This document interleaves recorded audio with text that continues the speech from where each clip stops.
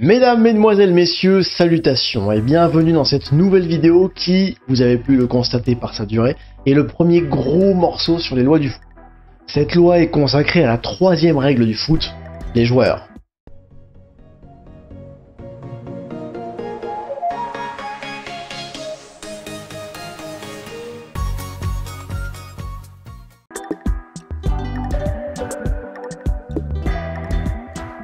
Cette fois, on va rentrer un peu plus dans le vif du sujet avec cette loi qui va vous expliquer le nombre de joueurs que doit avoir une équipe, les procédures de remplacement, les permutations de gardiens, etc., etc.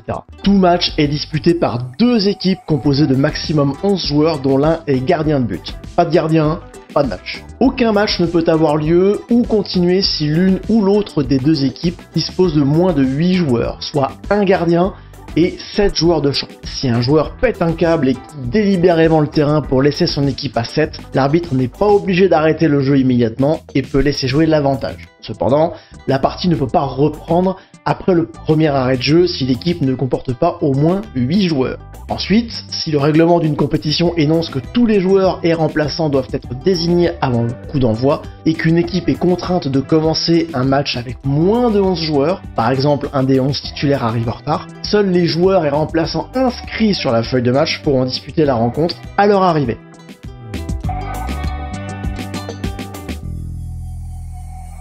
En parlant de remplaçants, le nombre maximum de remplacements autorisés dans le cadre de tout match de compétition officielle sera déterminé par la FIFA, la Confédération ou la Fédération nationale et ne pourra être supérieur à 5. Lors des compétitions impliquant les équipes premières dans la plus haute division du pays ou impliquant les équipes nationales A, celles qu'on voit à la télé généralement, le règlement de la compétition doit permettre à chaque équipe d'utiliser jusqu'à 5 remplacements dans les conditions suivantes. Chaque équipe n'aura le droit qu'à 3 opportunités de remplacement en sachant que si les deux équipes effectuent un remplacement en même temps, elles utilisent alors chacune une opportunité de remplacement. Par contre, si elles remplacent plusieurs joueurs lors du même arrêt de jeu, cela ne comptera que pour une seule opportunité de remplacement. Des remplacements peuvent se faire pendant la mi-temps et n'est pas compté comme une opportunité de remplacement.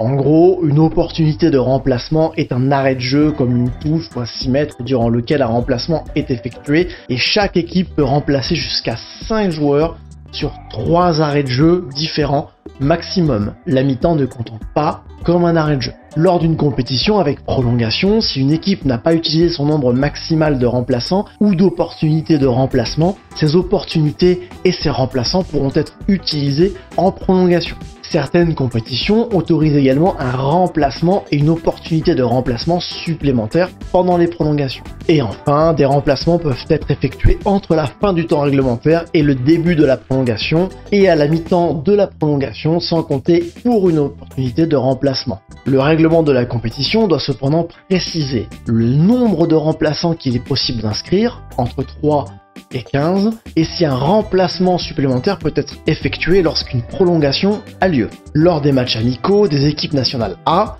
il est possible que les équipes s'accordent sur le nombre maximum de remplaçants utilisables à condition que l'arbitre en soit informé avant le début du match. Si l'arbitre n'est pas informé ou si aucun accord n'a été trouvé de part et d'autre, il n'y aura alors que 6 remplacements possibles durant la rencontre. Enfin, il existe aussi la possibilité d'utiliser des remplacements libres que vous connaissez sûrement sous le nom de remplaçants remplacés, qui n'est permise que dans les catégories jeunes, vétérans, handicapés et amateurs, les niveaux ligue et district que j'aime appeler le foot du terroir. Ces remplacements libres ne peuvent se faire que sous l'accord de la Fédération nationale, de la Confédération ou de la FIFA. Au niveau des remplacements, une petite révolution dans le football va avoir lieu dès cette saison. Des remplacements permanents supplémentaires pour commotion cérébrale vont être instaurés. Comment ça va se passer ? Eh bien, ça ne concerne que les matchs avec un nombre de remplacements limité, comme les compétitions internationales, pro et semi-pro, les amateurs ayant recours au remplacement libre. Ce protocole pourra être utilisé en cas de commotion cérébrale potentielle ou avérée, auquel cas un joueur remplacé ne pourra plus participer au match. Attention cependant, car ce n'est pas un remplacement classique, dont voici le principe. Chaque équipe est autorisée à recourir à un seul remplacement pour commotion cérébrale au cours d'un match. Le recours à ce remplacement est possible indépendamment du nombre de remplaçants déjà utilisés et à tout moment. Dès lors qu'une équipe a recours à un remplacement pour commotion cérébrale, l'équipe adverse peut effectuer un remplacement supplémentaire. Ça veut donc dire qu'à partir du 1er juillet 2024, si une commotion cérébrale est avérée ou soupçonnée sur un joueur, l'équipe en question pourra faire un remplacement supplémentaire gratuit, mais l'adversaire pourra aussi bénéficier, dans ce cas, d'un remplacement supplémentaire, lui aussi gratuit, pour n'importe quel joueur sur le terrain. Voyons maintenant comment une équipe peut appliquer cette nouveauté. La procédure de remplacement en elle-même ne change pas. Le joueur remplacé sort pour laisser place au joueur remplaçant. Le joueur remplacé ne pourra alors plus participer au match. Un remplacement pour commotion cérébrale doit être effectué immédiatement après une situation de commotion cérébrale potentielle ou avérée, à l'issue d'une période initiale d'évaluation sur le terrain et ou hors du terrain, à tout autre moment en cas de commotion cérébrale potentielle ou avérée, notamment si un joueur a déjà été examiné et qu'il a repris le jeu. Si une équipe décide d'effectuer un remplacement pour commotion cérébrale, elle doit en informer l'arbitre à l'aide d'une fiche de couleur différente. Le joueur remplacé pour commotion ne peut plus prendre part au match, y compris en cas de tir au but, et, dans la mesure du possible, doit être accompagné au vestiaire et ou au service médical. L'équipe adverse est informée de la possibilité qui lui est offerte de procéder à un remplacement supplémentaire et d'utiliser une opportunité de remplacement supplémentaire.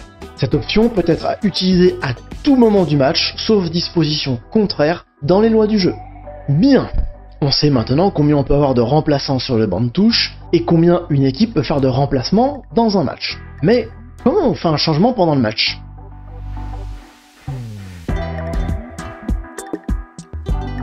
D'abord, il faut savoir que tous les noms des remplaçants doivent être communiqués à l'arbitre avant le coup d'envoi de la rencontre. Si cela n'a pas été fait, le joueur ne pourra pas participer, quelle que soit la raison.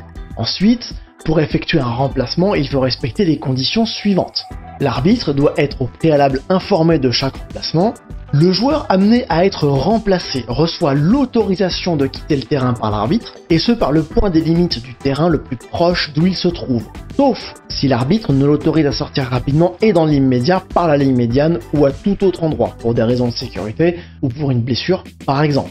Le remplacé doit tout de suite regagner la surface technique ou le vestiaire et ne peut plus participer au match, sauf si les remplacements libres sont permis. Et un joueur qui est amené à être remplacé refuse de quitter le terrain, le jeu se poursuivra. Une fois le joueur sorti, le remplaçant ne pénètre sur le terrain qu'à l'occasion d'un arrêt de jeu, uniquement au niveau de la ligne médiane, qu'après la sortie d'un joueur qu'il doit remplacer, qu'après y avoir été invité à pénétrer sur le terrain par un signe de l'arbitre. La procédure de remplacement s'achève au moment où le remplaçant pénètre sur le terrain. Le joueur sorti devient alors un joueur remplacé et le remplaçant devient un joueur et peut désormais procéder à toute reprise du jeu. Enfin, tout remplaçant ou joueur remplacé est soumis à l'autorité de l'arbitre, qu'il soit amené à jouer ou non. Ça veut dire qu'il peut prendre des cartons tout en étant sur le banc de touche. Petit aparté concernant la permutation de gardien de but qui, elle aussi, est réglementée selon deux critères. Chacun des joueurs peut permuter avec le gardien pourvu que l'arbitre soit préalablement informé et que la permutation s'effectue pendant un arrêt de jeu. Voilà, c'était juste une petite parenthèse, vite fait, pour vous informer comment une équipe peut changer de gardien. Rien de bien compliqué en soi, même si ça reste quand même rarissime, même de nos jours. Maintenant qu'on sait comment se déroulent les changements, qu'est-ce qui se passe si une équipe commet une infraction aux lois que j'ai précédemment énoncées ?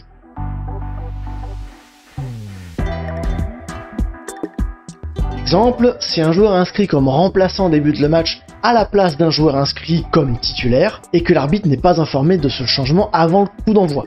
L'arbitre autorise alors le joueur inscrit comme remplaçant et à continuer le match. Aucun carton ne sera distribué. Le joueur inscrit comme titulaire peut devenir remplaçant. Le nombre de remplacements n'est pas réduit. L'arbitre rendra compte de cet incident aux autorités compétentes en faisant un rapport. La feuille de match sera également modifiée à la mi-temps en présence des deux capitaines.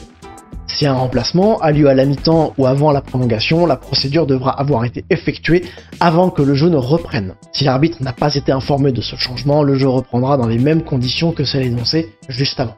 Revenons à présent à la permutation de gardien. Rappelez-vous, elle ne peut avoir lieu qu'après en avoir informé l'arbitre et seulement pendant un arrêt de jeu. Mais si cette permutation a lieu sans l'autorisation de l'homme en noir, alors il laissera le jeu se poursuivre et avertira d'un carton jaune les deux joueurs au premier arrêt de jeu.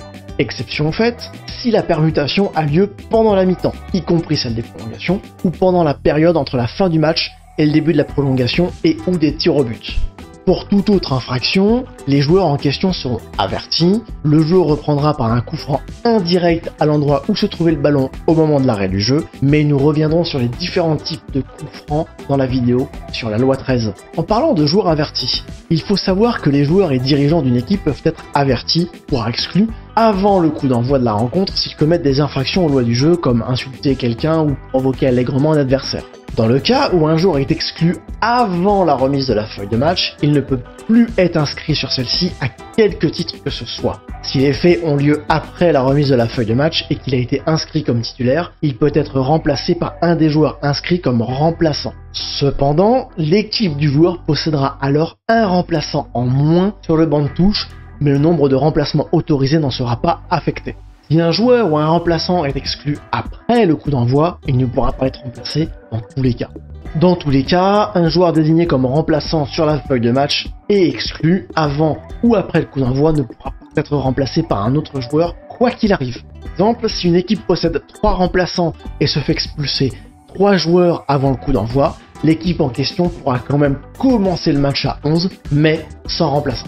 Nous venons de voir le cas où une équipe a un joueur de moins, mais qu'en est-il si une équipe a une personne supplémentaire sur le terrain pendant le jeu ?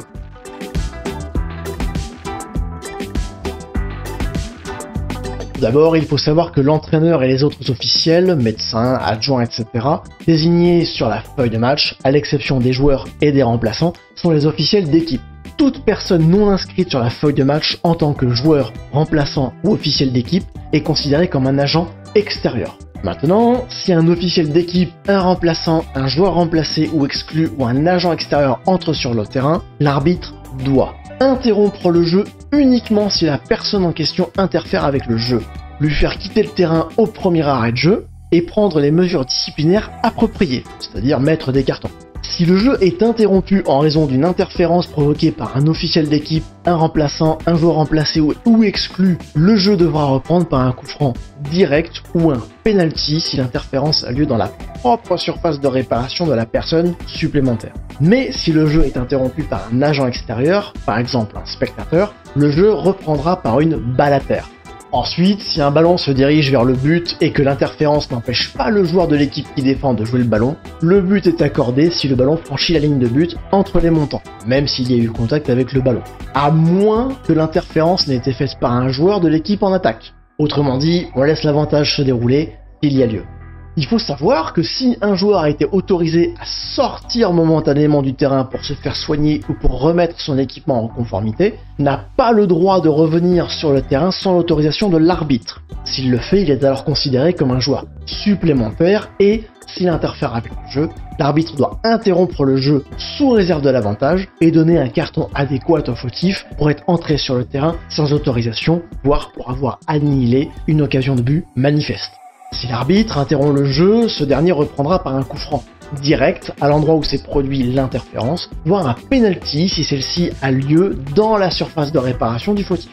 Si jamais l'arbitre a interrompu le jeu sans que le joueur n'ait interféré, le coup franc sera alors indirect, à l'endroit où se trouvait le ballon au moment de l'arrêt. Attention cependant, un joueur qui franchit les limites du terrain à la suite d'une action de jeu, comme un débordement suivi d'un centre par exemple, n'est pas considéré comme hors du terrain, et donc il n'est pas fautif. Maintenant, imaginez qu'un but soit marqué mais qu'une personne supplémentaire se trouvait sur le terrain au même moment. Comment ça se passe ?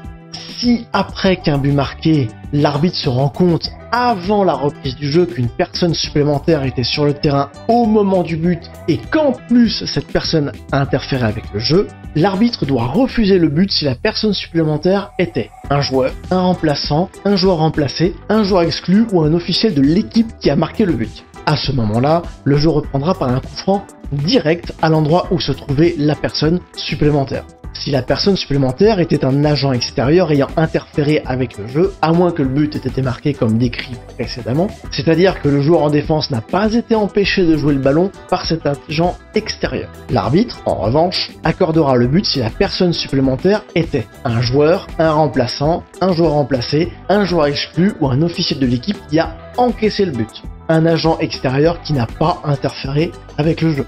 Dans tous les cas, l'arbitre fera quitter le terrain à cette personne supplémentaire avant de reprendre le jeu.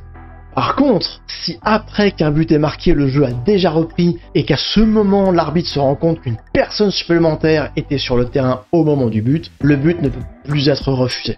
Si cette personne est encore présente sur le terrain, l'arbitre doit interrompre le jeu et faire quitter le terrain à la personne supplémentaire, avant de faire reprendre le jeu avec un coup franc direct ou une balle à terre selon le cas. L'arbitre devra alors faire un rapport aux autorités compétentes concernant cet incident.